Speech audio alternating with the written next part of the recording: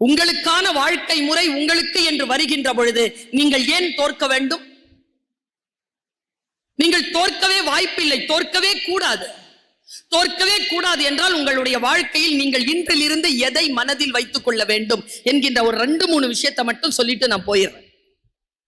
வாழ்க்கையின் வெற்றியை ருசிக்கின்றவள் நான், உழைப்பை ருசிக்கின்றவள் நான்.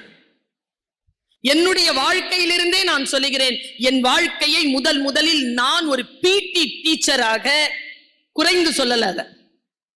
ஒரு எலிமெண்டரி ஸ்கூல் குழந்தைகளுக்கு விளையாட்டுத்துறை ஆசிரியராக ஒரு பென்சிலை மட்டும்தான் நான் பயன்படுத்த முடியும் என்கின்ற நிலையில்தான் என்னுடைய வாழ்க்கையை நான் தொடங்கினேன்.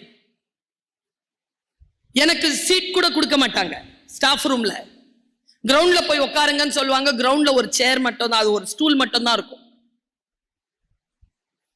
10th ஸ்டாண்டர்ட்ல அந்த ஸ்கூல்ல நான் சேரும்பொழுது 10th ஸ்டாண்டர்ட்ல கிளாஸ் டீச்சர் வரலங்கிறதுனால உள்ள போய் நின்று நான் தமிழ் வகுப்பு எடுத்தேன். தமிழ் வகுப்பு எடுத்த பொழுது லேட்டா வந்த டீச்சர் உள்ள வந்து, உங்களை யார் இங்கெல்லாம் கிளாஸ்க்குள்ள வர சொன்னது, போய் கிரவுண்ட்ல உட்காருங்கன்னு சொன்னாங்க.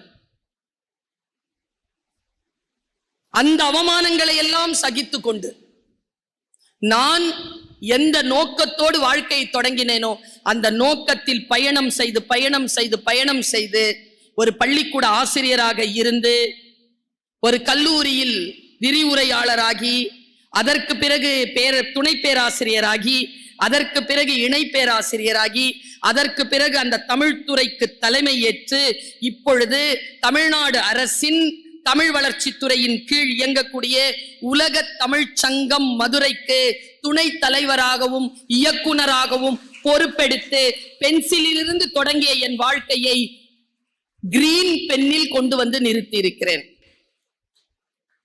இந்த கிரீன் பென்ல இருக்கக்கூடிய கிரீன் இங்குக்கான அதிகாரம் கூடியபடி இருக்கிறது. எனக்கு தெரியாது, அடுத்த முறை வருகின்ற பொழுது அந்த அதிகாரம் இன்னும் கூடி இருக்கலாம்.